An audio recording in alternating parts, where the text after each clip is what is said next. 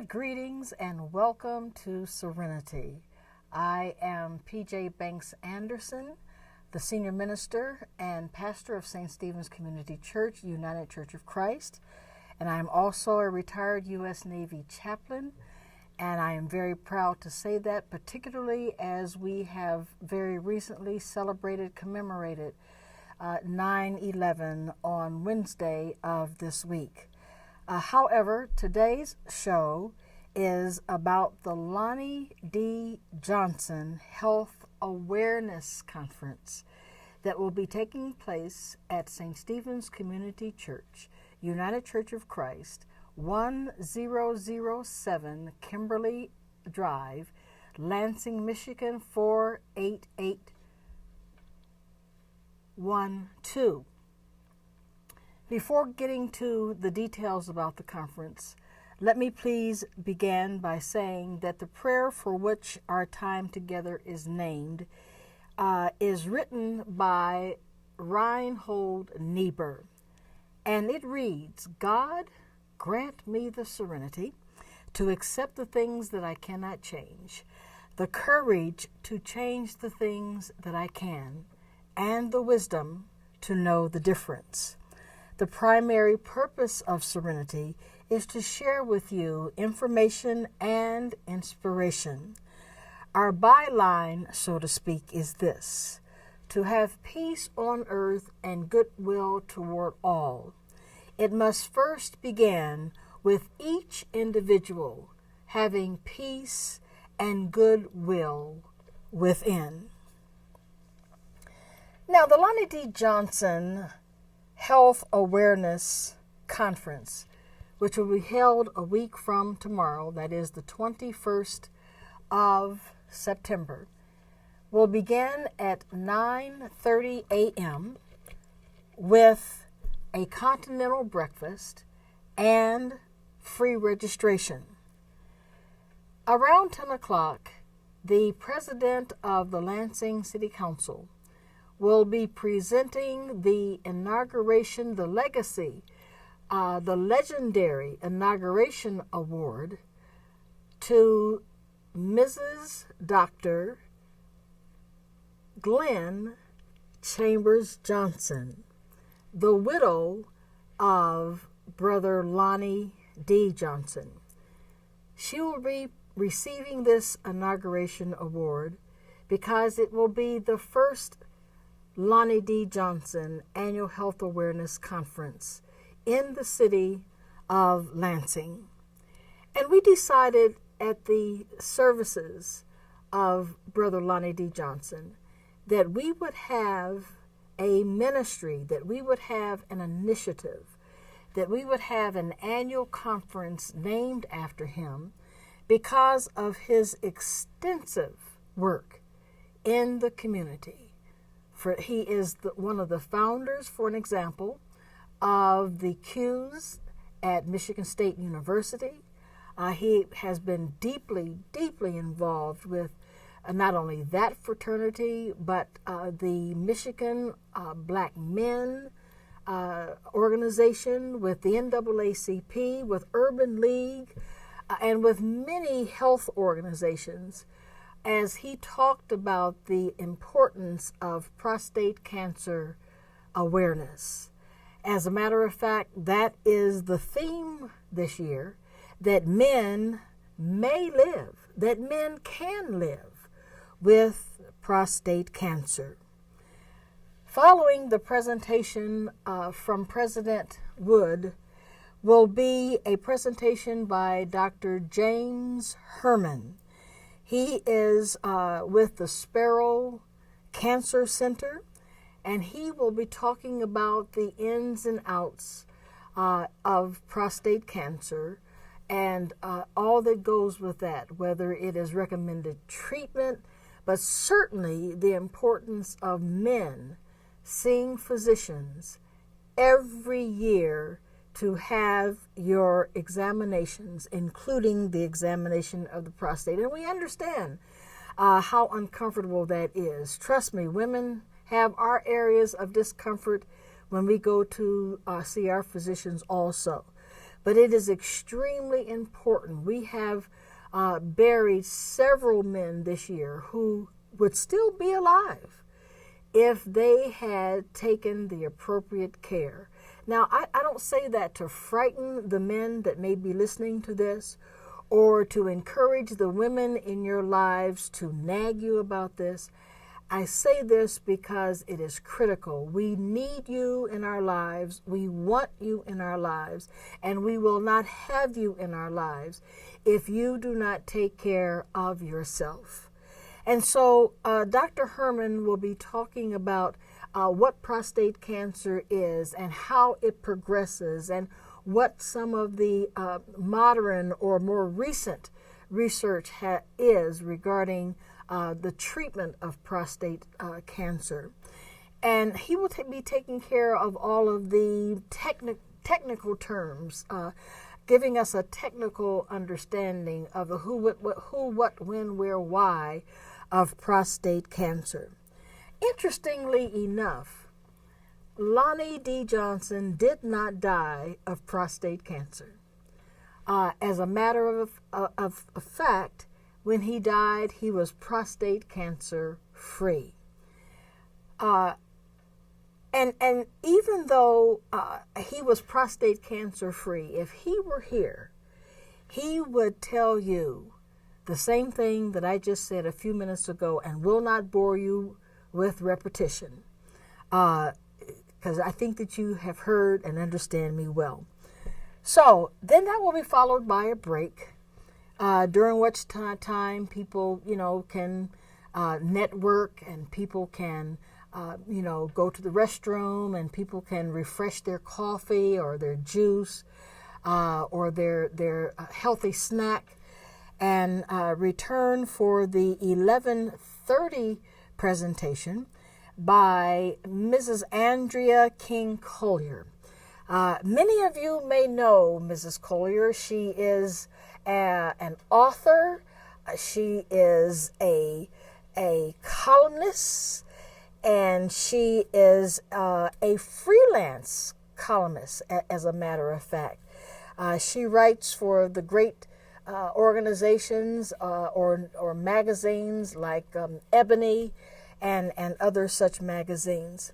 And she will be talking about the emotional and social aspect of prostate cancer and how it affects the family. What happens to a family? What happens to a wife or a significant other or a spouse or a girlfriend or a lover? What happens to that individual that is connected with the man who has just received the news that he has prostate cancer? What goes on in that family socially, and what goes on in that family emotionally, and not just the nuclear or immediate family, but also the community family, the church, the faith-based organization families, the fraternity families, the organizations like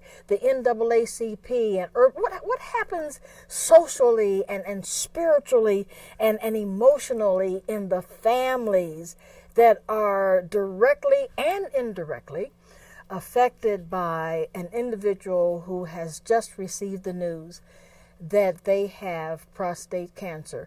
And so not just the men, but particularly the men, but we also want women to come to this conference. Now, bear in mind, we only are planning for 150, and I know that is not a very large number, but and more may come, but we only have 150 handouts, and that includes tote bags and granola bars that have and tumblers that have been given to us by Sparrow and the American Cancer Society.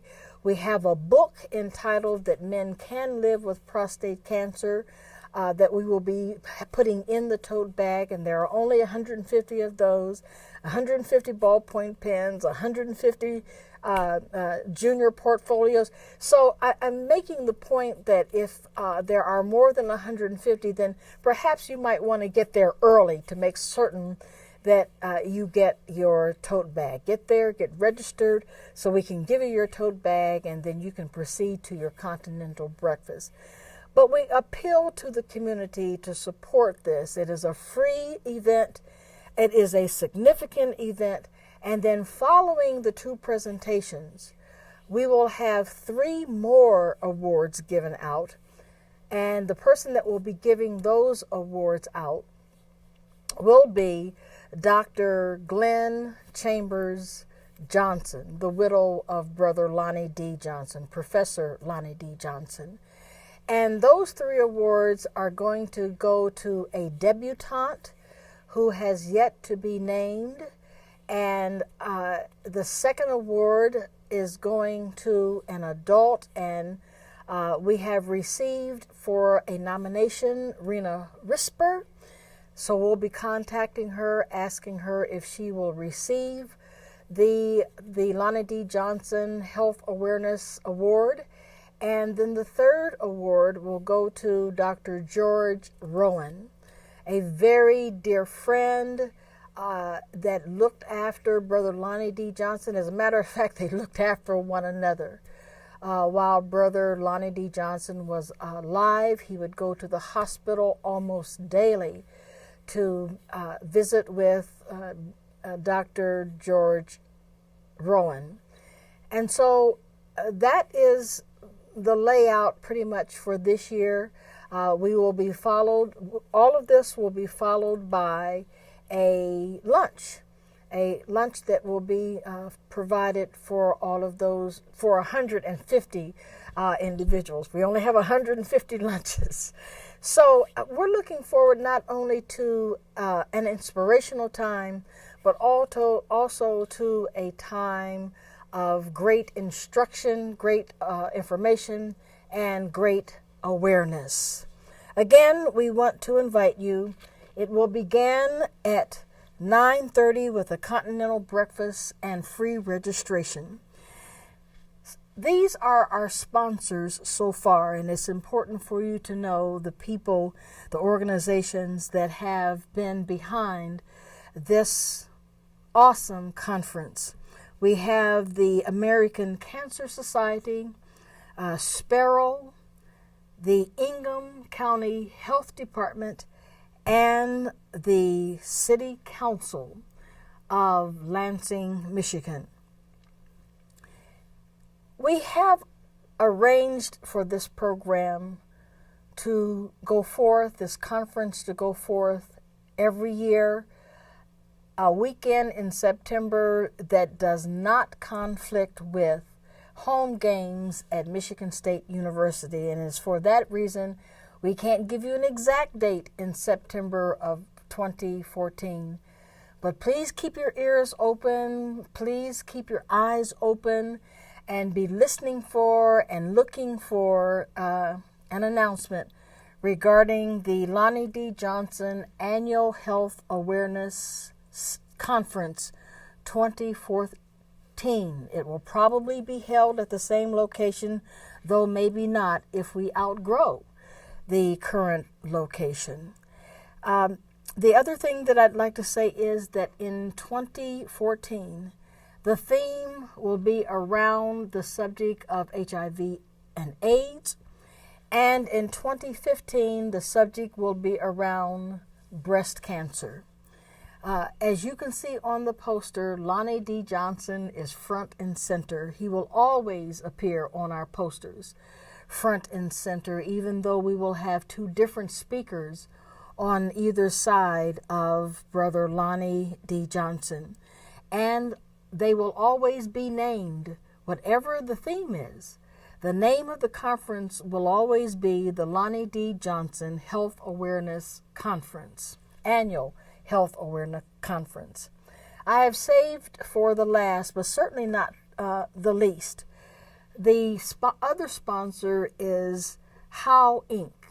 HOW Inc., which really stands for Health and Wellness for People Everywhere, is a division of the National Restoration to Military Families team.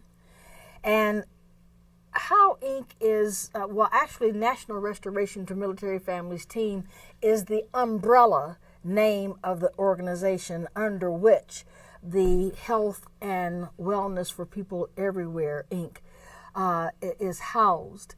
And there are two other divisions under the National Restoration to Military Families team, and that is one where we look at the reentry and readjustment opportunities for the formerly incarcerated, and then there's, of course, one for the returning and adjustment of our service members who are coming home from Afghanistan and Iraq, and also for any military personnel that is struggling with PTSD and all that goes with that. We have workshops on grief management, and we have workshops on understanding what PTSD is. We are connected with the VA so that we can connect families and returning service members to Veterans Administration for any assistance that they may need.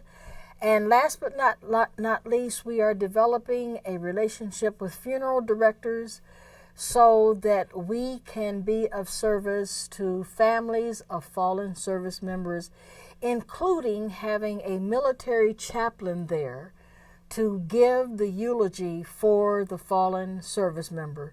This is not a smack in the face to any pastor, any preacher, any evangelist, anyone that stands in the pulpit to give a eulogy. That is not the point. The point is that military chaplains have an insight on the needs of the survivors of the family that most pastors do not have.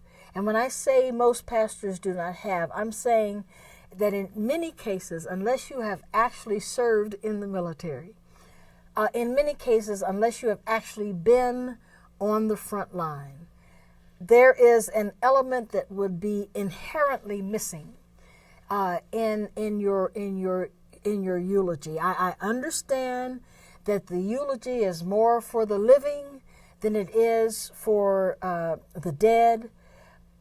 But I've been to funerals where there was clearly an insensitivity portrayed at the funeral.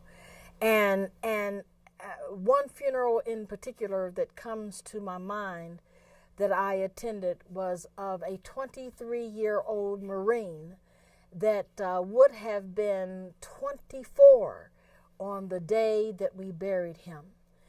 And the audience was full, maybe 300 or 400 other 23-year-olds, men and women, and of course older and younger. His children was there, his wife was there, but the minister was so anti-war that he made that known. And in many ways, his message was a condemnation not only of war, but also the judgment on this young man who was dead because he was in the war. And no conversation about the healing process, no conversation about the grieving process, no conversation about a praying process that would bring in the person that we identify as the Holy Spirit as comfort and guide. None of that.